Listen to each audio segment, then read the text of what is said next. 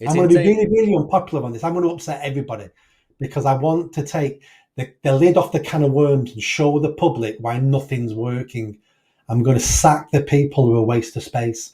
I'm going to embarrass the civil servants who are not doing their jobs. I'm going to be naming civil servants, top civil servants, for issues we have in the NHS, in councils.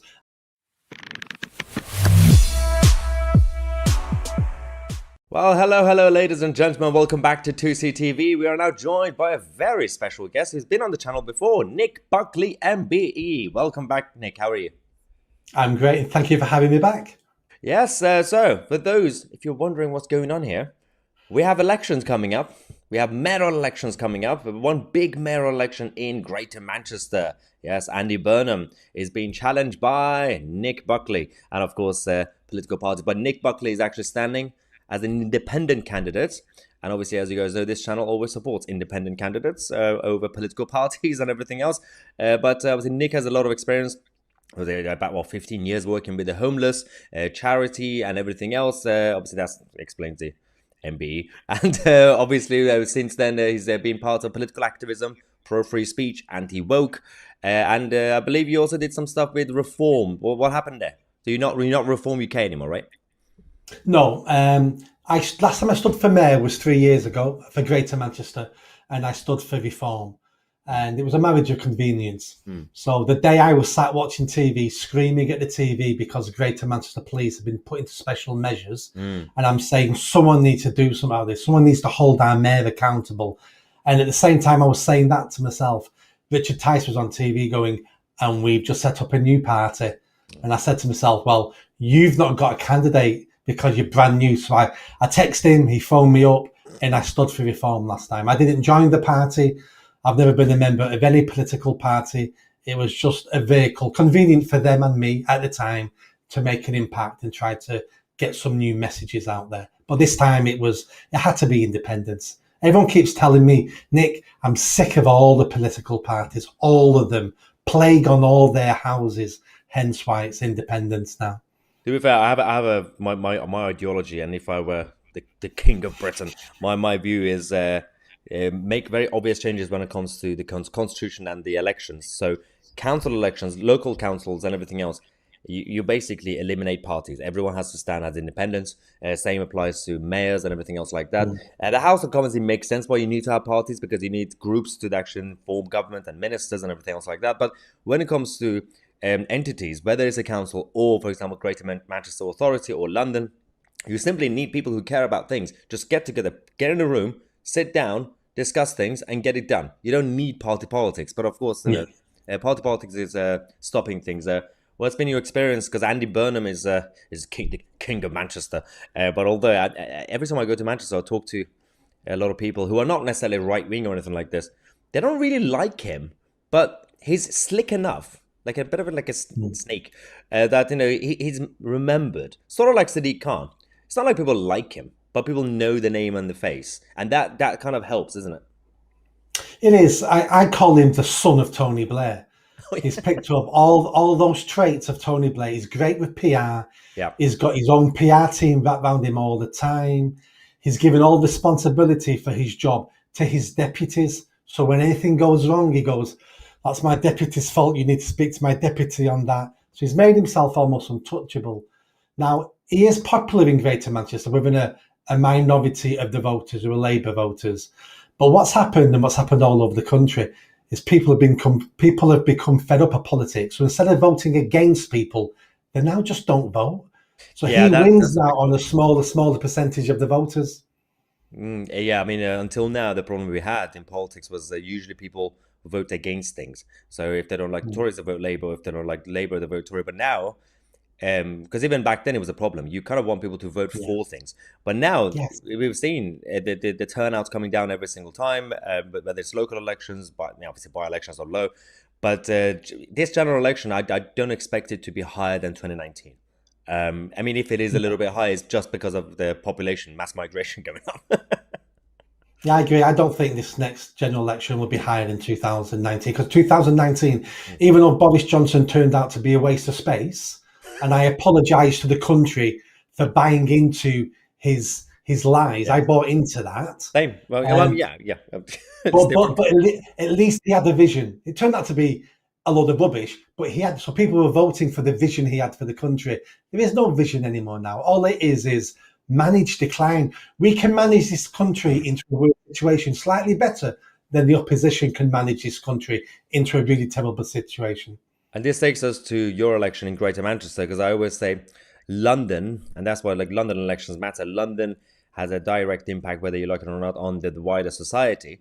But Manchester and Greater Manchester as a whole, when it comes to the job of mayor, also has a direct effect when it comes to the rest of England. So Mm. you got issues there that if you could obviously win or sort it out, then you could actually also help the neighboring places. So whether it's the grooming gangs, whether it's the healthcare system, the NHS stuff, or whether especially when it comes to net zero and these clean air zone stuff. So I'm looking at your pledges. You have the money grabbing scheme known as the Clean Air Zone, which is like the ultra low emission zone in London, ULEZ. Yeah. How are the situations now, right now in Manchester with that in terms of the tax grabbing stuff, and what's your plan? So I've been campaigning against this now for 3-4 years. Last month, Andy Burnham finally saw the light after 2.5 years of spending hundreds of millions of pounds on this taxpayers' money. He's finally seen the light because he can see himself losing votes. So he's actually now said, we're scrapping the clean air zone, Really? and I'll never introduce it while I'm mayor. Maybe clever words that, while I'm mayor. He's not going to be mayor for much longer. He's going to jump to Westminster and try to stab Starmer in the back and try to become prime minister. But if we leave all the cameras, all the contracts in place, all the infrastructure, that means the mayor who comes after him can flick a switch and within 24 hours, we've got a clean air zone, we've got a ULEZ. So my pledge now is not only to scrap it, is to tear down all the cameras and cancel all the contracts, and to open the books up to public scrutiny and say, this is where all that money went. I'm not saying there's fraud, I'm just saying vast incompetence. That is actually very interesting the way you said this, because you could easily apply this to many destructive policies around the country or even in Westminster. And parties come and reverse policies, for example, or sometimes they stop it. But actually, the best way to do whatever you're talking about, whether it's these net zero measures or any other topic, you stop it, you scrap it. You also bring down the infrastructure. Then you open it up to scrutiny. Then that way, the next party or the next candidate can't just be like, oh yeah, we're going to bring back that policy. Because that's the problem we have. When Labour are in government, they do something. The Tories basically reverse it. Then Labour come back and do it again.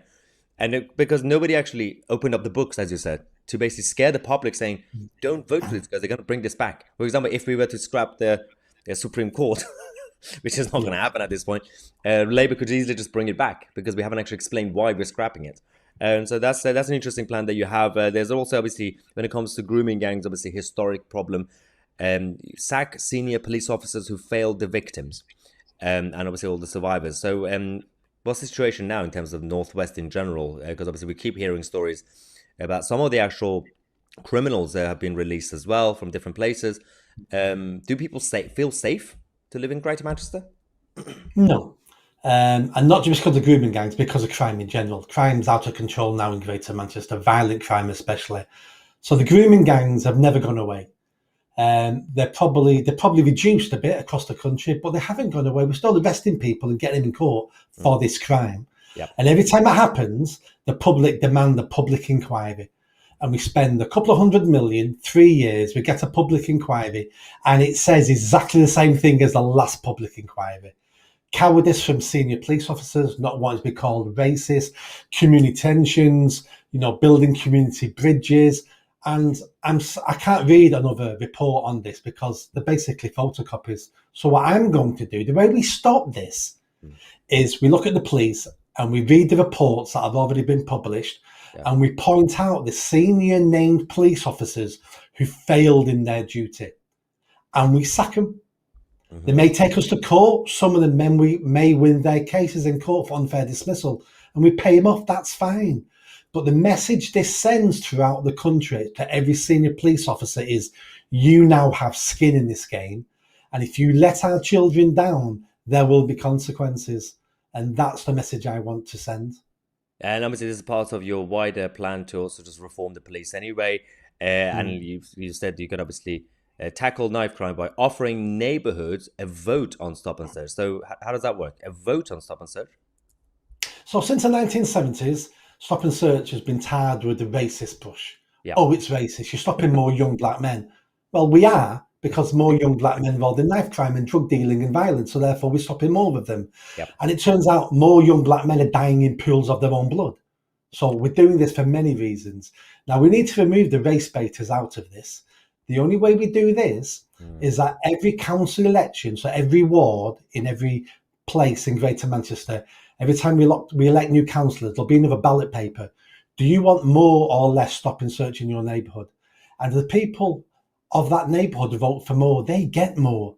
And when the race baiters come out and say, "Oh, you're stopping young black people," it's like, People voted no, for it. you voted for this. And the best thing about this is next year, if you decide that was a bad idea, next year you can vote against it, and then we'll reduce the amount of stop and search you have in your area. I want to give the power back to the people who live in those neighbourhoods who are suffering the most. It's down to them. If they vote for less stop and search and their child dies, well, that's called personal responsibility. And Yeah. and being stopped and searched by police is a nice thing. So some people may want to live with less stop and search Yeah. and take more risk of their child dying. But I'll tell you what, those people will be hard and it'll be hard to find those people in any neighbourhood in Greater Manchester. So I want to protect people, and I want to give the people of those neighbourhoods the power to instruct the police that they're paying. I think this is a genius idea because obviously, for those who know, I grew up in Lewisham, southeast London, on a council estate, and again, it's a very what we call a very diverse area, and crime was absolutely crazy. I remember even back then because I stood for council elections there when I was still in party politics, and I was destroyed because it was a Labour heartland. But the Labour policy was, for example, stop and search is a taboo. No, but when I was speaking to mothers and fathers of these kids who were actually just out till like 11 p.m. midnight and with their gang friends and everything like that. It was actually the mothers, for example, obviously a lot of them were single mothers. They were the ones who I can imagine if you, Nick Buckley, goes to them saying, "Would you vote for this?" They would say yes because we would see it as a compassionate thing, saying, "Yes, please stop my son and take away the knife." It's the politicos and the woke tards who are going around speaking on behalf of the community, the Labour politicians saying, "Well, no, well, we think that mother is going to find it offensive that her son is being stopped." No, she seems to want it. So actually, if you get that vote, you put a stamp on it, say public consent, done. Right? It's democracy. Exactly. Yeah, that's the word I was going to say then, democracy. Because a lot of these race baiters are self-proclaimed community leaders. Who Yeah. voted for you? The answer is no Yeah. one. But if we get a ballot and they vote for more stop and search, well, the people have spoken. Mm. You care about free speech. You want to create a charter for free speech. How does that work? Do you have the power as mayor, or I'm not really sure exactly in terms of I constitution? don't have the power to create new laws, Hmm. but I have the power as in I have a voice and a platform and Hmm. a position. So I'll be commissioning someone like the Free Speech Union Yeah. to hire some top barristers to sit down and come up with a free speech charter based on existing law of the land, because we can't Right. make up new laws as we go along. We already have So law. I want it to be bullet points, simple, easy to understand bullet points of what you can say and what you can't say in this country. And I'm going to publicise it on the mayor's website. So Hmm. if you're in Greater Manchester and the police say to you, "You can't say that," you can say, "Wait a minute, officer. Have a look at the mayor's website, who's your boss, and download this charter. He says I can say this, so I'm going to say it." And Yeah. when your boss wants you to say something or go and, white privilege training, you can say, "Excuse me, boss. The mayor of Greater Manchester says I don't have to do this. So if Yeah. you penalise me, you're going to be taking on the mayor." Mm. Because a lot of things we're doing at the moment, Mm. we're doing it out of cowardice, and we're doing it because we think other people know better Yeah. than us. So if a police officer tells you you can't say that, we automatically think, well, you must know the law. Police officers don't know the law. Of course not. So they need educating themselves. I want this won't solve the problem. This will be one tool that the average person can use to start defending their own free speech.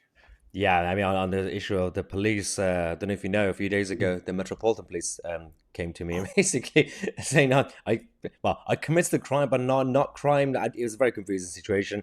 But the funny thing about your campaign is that you're also standing on a platform to potentially sacking yourself because you want to have a referendum to see if people want to keep your job at the mayoralty as a role, which is actually it's becoming a big topic even in London. People saying just scrap it. I'm in two minds because I'm saying, are we complaining because we have the bad mayors in place, or is the mechanism just not right? Because if we get rid of the mayors, which is technically speaking more democratic, if we go back to Lord mayors and basically one big council for London or Manchester, how do we hold them to account? So what's your kind of ideal world? Yeah. So 2 points. My first point is the reason why I'm offering this referendum is because that's the number one comment I get off people across Greater Yeah. Manchester. We never voted for a mayor. No one asked us, did we want a mayor? I'm not even going to vote for you, Nick, because why am I going to take part in an election for something that I don't want in the first place? Yeah. So we've got a big mayor-shaped hole in our democracy. That box needs ticking. So I'm going to go back to the people and say, do you want a mayor or not? Now, that's why. Is the position of mayor valuable? So the first thing is it's an extra layer of bureaucracy. Who do you know who ever says, do you know what, Nick? Do you know what we really need is an extra layer of bureaucracy? And what we need is a whole new layer of politicians that will pay for out of our tax money. Who's ever said those words? Nobody. Now, would a decent mayor do some good in Greater Manchester or London? Well, obviously they would. But we can never guarantee we're going to get good mayors. What we can guarantee most of the time is we'll have failed politicians, and we'll have politicians using that position as a stepping stone to Parliament and to 10 Downing Street, using it for their own benefits. Now, if you're a member of the public, who do you hold accountable for your life going the wrong way or for problems on your street? Do you hold your local councillor responsible, or the whole council, or your MP, or the mayor, or Parliament, or the cabinet of a specific minister, or the Prime Minister? We've confused the public so much that they don't know who to hold accountable anymore. And if I can get rid of one layer of that, called the Metro Mayors, then we'll be one step closer to holding the people who matter to account. Because at the moment, we've messed it all up, and every politician will blame a different layer about why things are going wrong in your life. And we need to get to who the problem is. So do we need Metro Mayors? I don't think they've worked. They really haven't worked. Yeah, speaking of layers, it reminds me of the police and crime commissioners, which we brought. It's also a little bit of Americanization of British politics. Nobody knows who their police commissioner is, police and crime commissioner is, and not many people vote in that election. It's just another, obviously, the cost is going up, bureaucracy is going up, and they're politicians, and they're all party politicians who belong to the Labour Party, Lib Dems, Tories, and obviously in the future Reform UK, all the parties. And they have to, their job is to basically do what councillors do. Party political councillors are there. I mean, there are some people who care, but a lot of them, especially young ones, are there to put it on their CV so they could stand for Parliament. It's just career politicians. And that's why if you go back to independent politicians when it comes to local level, then at least you could get rid of the party allegiance, which is basically just you're there for a different reason. But the PCCs, they don't even do anything. It makes no sense. It's a complete waste of taxpayers' money. Your passion, obviously, and your work throughout life was obviously with charities and homelessness. You have actually boldly claimed that you will end rough sleeping in 1 year. And I'm glad that you actually use the word rough, because you know your stuff, rough sleeping, rather than these wishy-washy politicians who just randomly use random words like homelessness will go away. How are you going to get rid of homelessness? But rough sleeping. So what's the plan?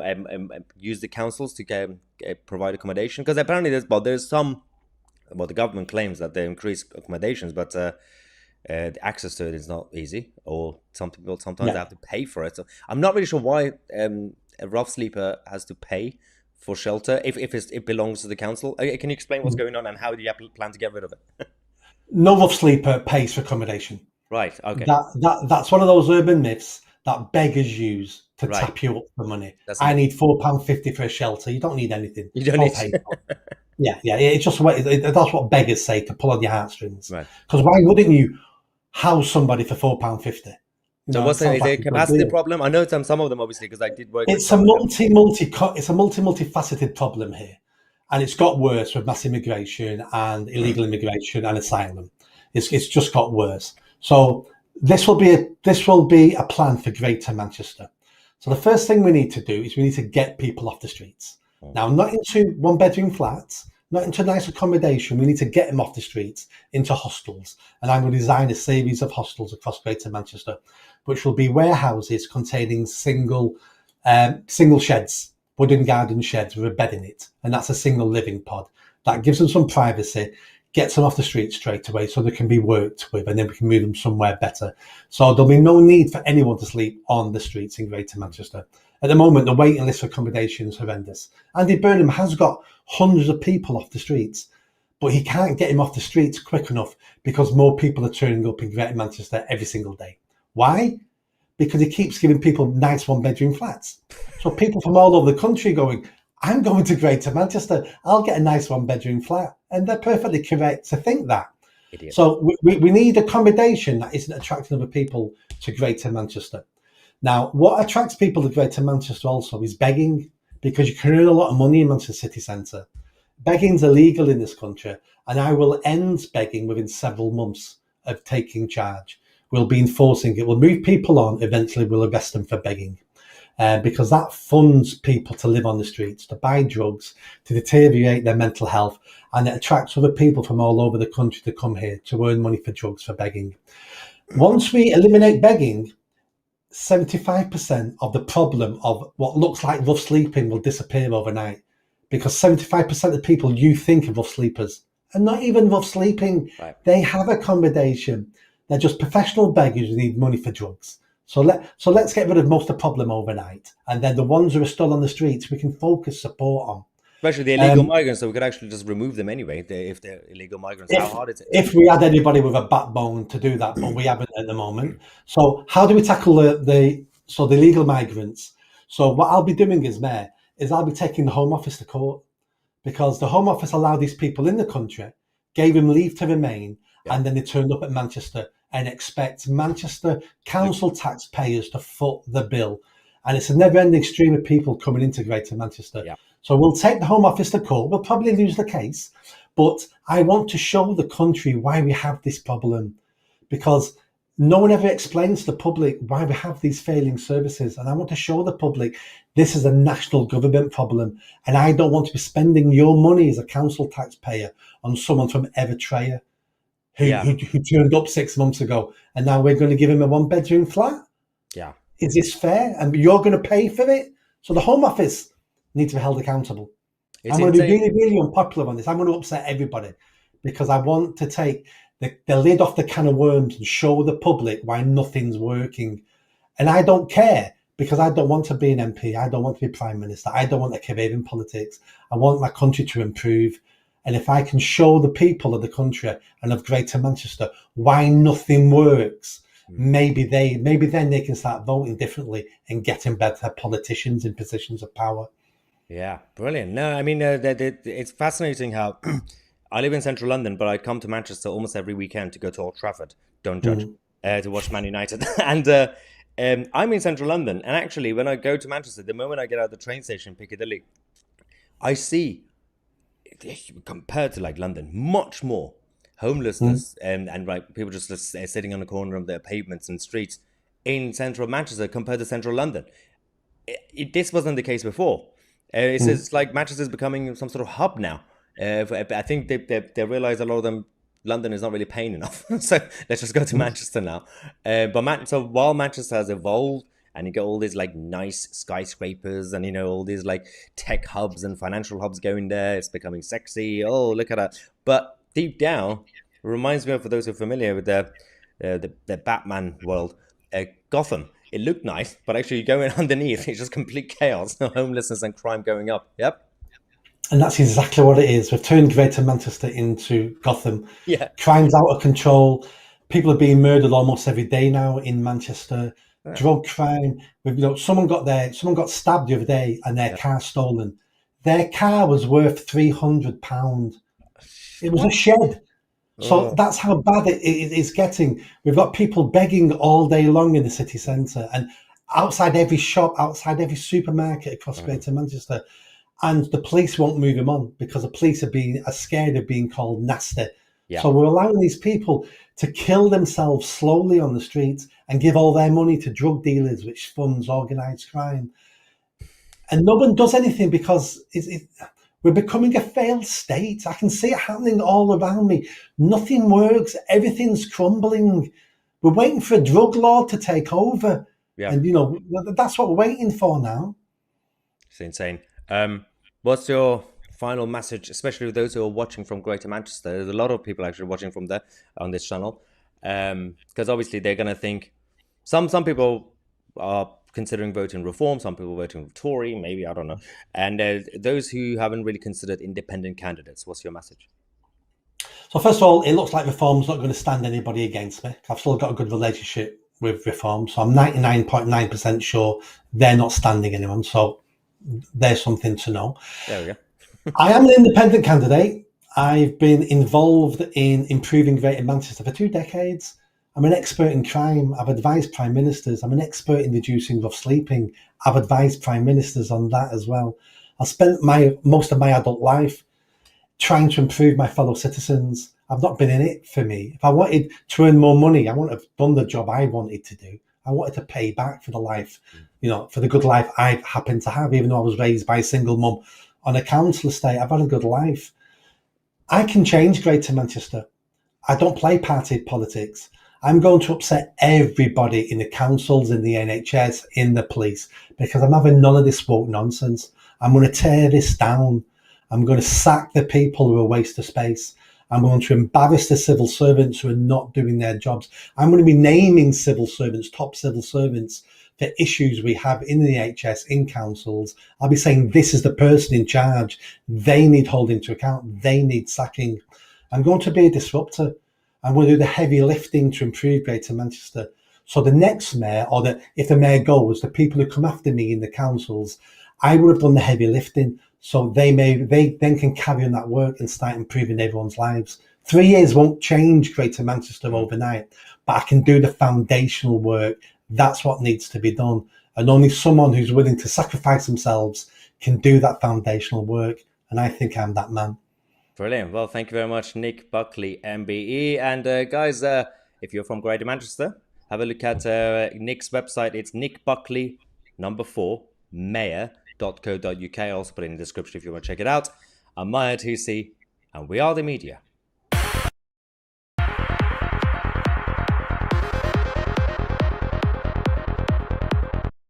If you like that video, don't forget to subscribe to the channel, hit that notification bell and comment. And if you like what I'm saying about running for Mayor of Greater Manchester, then stick around, tell your family, tell your friends.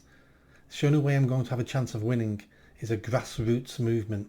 So be part of that movement and hit that bell. Thanks.